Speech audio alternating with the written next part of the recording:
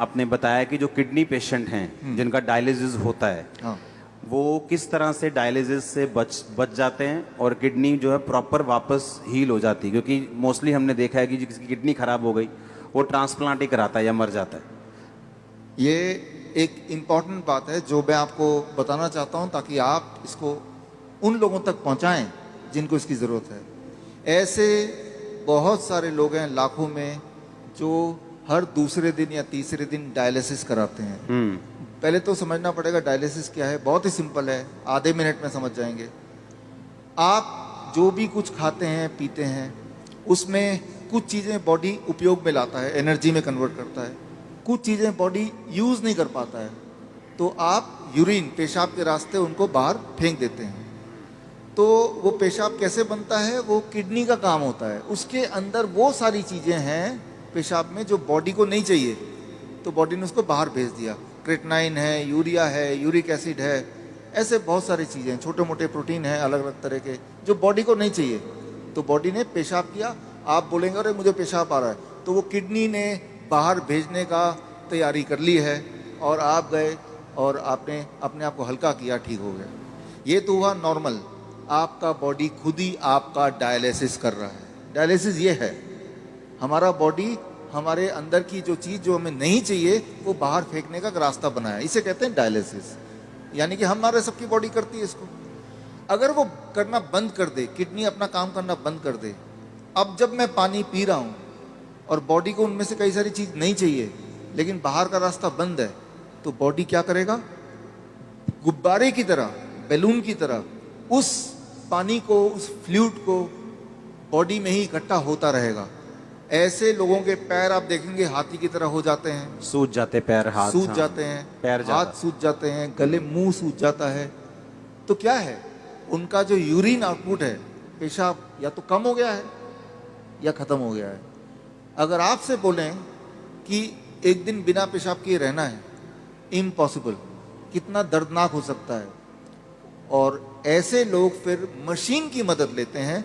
वो मशीन वो खींचता है खून में से वो ऐसे पानी जो खराब है और निकाल के बाहर करता है। इसका मतलब हर दूसरे दिन उसको ऐसा करना पड़ता है और दूसरे दिन तक बॉडी में पानी जमा रहता है। और जबकि बॉडी में पानी जमा रहेगा तो उसका हार्ट के ऊपर भी बोझ है, लंग्स के ऊपर भी बोझ है।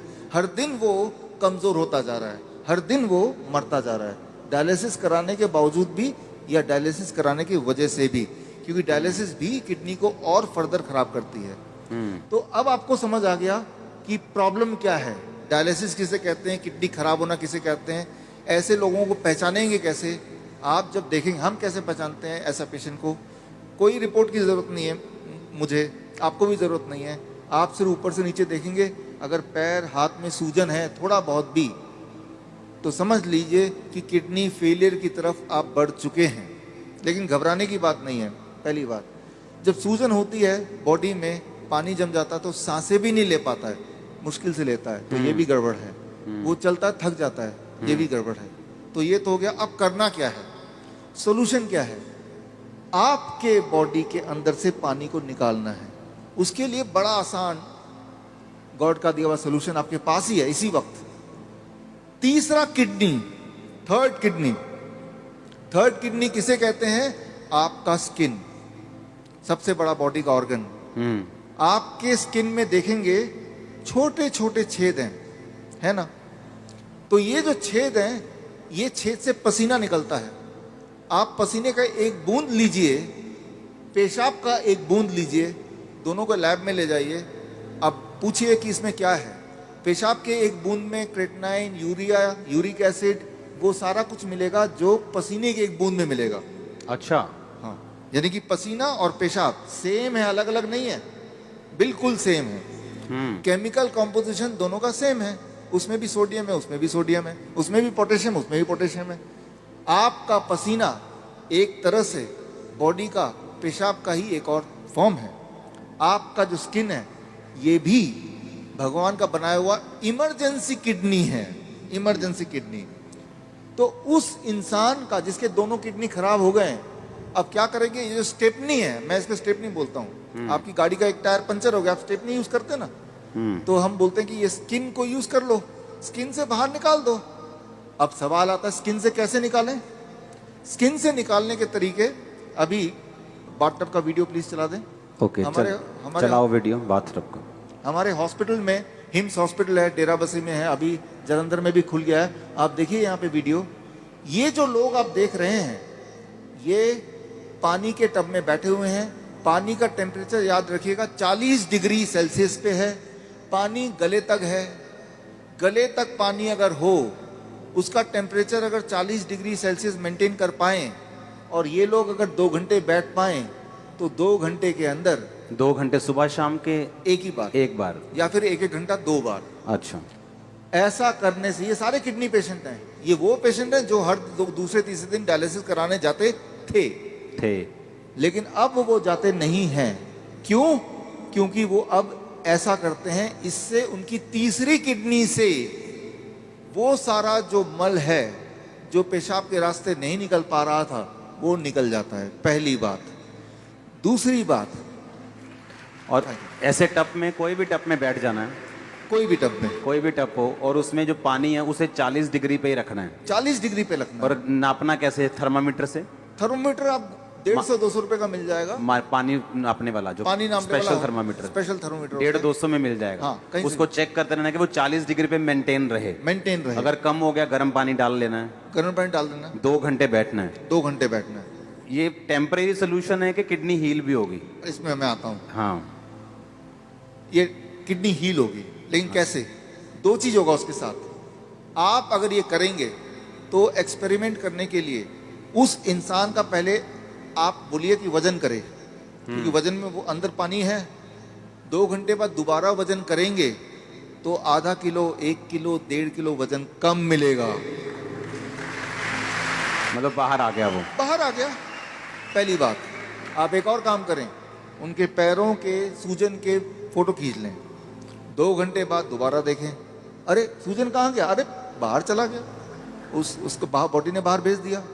एक और काम करें, किडनी पेशेंट की एक दिक्कत होती है, उनका बीपी बहुत हाई रहता है। क्यों? गुब्बारे को जैसे फुलाएंगे तो प्रेशर बढ़ गया ना, तो बॉडी भी तो गुब्बारे की तरह फूल रही है, पानी अंदर डल डल के, तो प्रेशर बढ़ता जा रहा है। तो चाहे कितनी भी दवा खा लें किडनी का पेशेंट, प्रेशर उनका बहुत ज्यादा होता है, ब्लड प्रेशर। अच्छा, लेकिन तो अब पहले प्रेशर नाप लें, ज्यादा ही मिलेगा 200/100। अब पानी में बिठाएं, और अब पानी में बिठाने के बाद 2 घंटे बाद दोबारा प्रेशर नापें, तो प्रेशर कम हो जाएगा। कम से कम 40 यूनिट कम हो जाता है, किसी का 20 यूनिट कम हो जाता है, लेकिन कम जरूर होता है, हर एक का कम होता है। तो जो मेन सिम्टम होते हैं किडनी पेशेंट के, वो सारे सिम्टम एक क्लासिक सिम्टम होता है। मोस्टली बोलते हैं कि किडनी आपकी श्रिंक हो गई है जी, किडनी सुंगड़ गई है, सिकुड़ गई है, वो काम नहीं कर रही। हाँ, वो फिर से बढ़ेगी कि नहीं बढ़ेगी? ऐसे ही रखना पड़ेगा पेशेंट को? ये बड़ा इंटरेस्टिंग है। ये सवाल बहुत सारे पेशेंट ठीक होने के बाद भी पूछते हैं। ठीक होना कैसे पता चल गया?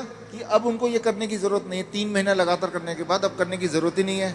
अब पेशाब भी नॉर्मल हो रहा है, सूजन भी नहीं आ रही है, ब्लड प्रेशर भी नॉर्मल है, यानी ठीक हो गया। लेकिन वो क्रिटेनाइन और यूरिया, क्रिटेनाइन भी नॉर्मल आ गया, यूरिया भी नॉर्मल आ गया, यूरिक एसिड भी नॉर्मल है, सारा कुछ नॉर्मल हो गया। हाँ, ब्रीदिंग भी नॉर्मल है। साइज किडनी का। अब आता है साइज। तो साइज के लिए वो बोलता है, तो डीटीपी स्कैन करने बोलते हैं। हालांकि हम रिकमेंड नहीं करते, लेकिन स्कैन कराते हैं। तो पहले वाला साइज उसके पास था, पहले भी स्कैन कराया था, 3 महीने बाद दोबारा स्कैन कराते हैं। तो स्कैन में वो साइज बढ़ी हुई दिखाई देती है, मतलब वो किडनी जो है वो बढ़ चुकी है, बढ़ चुकी है, फिर से साइज उसका अच्छा हो रहा है, अच्छा हो गया। और ये स्कैनिंग बताती है। हाँ, और वो जो स्कैनिंग बताती है, वो स्कैन पहले और बाद के वो किताब में है। और ये किताब मैं चाहता हूँ कि आपके हाथों से इसका लॉन्च हो जाए। हाँ, ठीक है। हाँ, और ये जो किताब को बनाने में, ऑब्जर्वेशन स्टडी में जिन्होंने मुख्य भूमिका निभाई है, हमारे डॉक्टर संजीव सूद जी हैं। आप भी एक बार आ जाएं। डॉक्टर गगन है, ये भी आ जाएं। दयानंद आयुर्वेदिक कॉलेज में इन्होंने हमारे साथ मिलके हमें मदद करते हुए इस चीज़ को दुनिया तक पहुंचाने के लिए काम किया। प्लीज़ आ जाएं। डॉक्टर अनु, प्लीज़ कम। किताबें और भी हैं, 2 ले आते हैं। इसका नाम है प्रत्यारोपण, यानी किडनी ट्रांसप्लांट का अंत। किडनी, आपकी खुद की किडनी ही काम करेगी, किसी और की किडनी की कोई आवश्यकता नहीं है। भगवान का दिया हुआ किडनी, उसी को स्टार्ट करना है, उसी को काम करना है। तारीफ करो सब। Thank you, thank you, thank you. अच्छा, हमने कितने ऐसे लोग आपके लोग मोहल्ले में ऐसे आपने देखे होंगे जो किडनी ट्रांसप्लांट नहीं करा सकते, डायलिसिस नहीं करा सकते, मर जाते हैं। देखे कि नहीं देखे? चर्च में हील होते हमने देखे हैं, लेकिन जो बहुत से लोग हैं जो यीशु मसीह को नहीं जानते हैं, हमने हॉस्पिटल्स में देखा है। मेरे फ्रेंड्स हैं जो हॉस्पिटल्स चलाते हैं चैरिटेबल, वो बताते हैं कि किडनी पेशेंट किस तरह से आते हैं और उनके पास मशीन्स नहीं है, उनके पास स्ट्रक्चर नहीं है और लोग ऐसे ही मर रहे हैं। और देखो, जब डाइट का जिक्र होता है तो यकीन नहीं होता कि डाइट से कैसे कोई हील हो सकता है, और ये भी यकीन नहीं हो रहा कि बाथटब में बैठ के या ऐसे ऐसे करके कैसे कोई हील हो सकता। और उसको खाना क्या है किडनी पेशेंट को? सेम DIP डाइट प्लस ये जो मैंने बताया, ये 2 घंटे बैठना है। 2 घंटे बैठना है। कई बार लोग 2 घंटे नहीं बैठ पाते, तो 1 घंटा करके 2 बार बैठ लिया। कई बार 1 घंटा भी नहीं बैठ पाते, चलो 40 मिनट करके 3 बार बैठ गए। 2 घंटे का आपको रूटीन पूरे दिन भर में 2 घंटे बैठते ना, तो यहाँ से जितने पोर्स हैं तब जाके पूरा निकलता है। ये एक रूटीन बनता है। और 3 महीने बाद फिर उसकी किडनी अपने आप काम भी करना शुरू करती है। अपने आप काम करना शुरू करती है, तो फिर ये बंद कर देना है। डाइट चलेगा जिंदगी भर, डाइट चलेगी, हाँ, इसको बंद कर देना है। ये बंद हो जाएगा, ये बंद हो जाएगा और पेशेंट नॉर्मल रहेगा। पेशेंट, अब वो पेशेंट ही नहीं है, अब वो पेशेंट नहीं, अब पेशेंट नहीं है, वो आप और हम जैसे हैं। नॉर्मल हो गया वो। हमारे हाँ। दर्शकों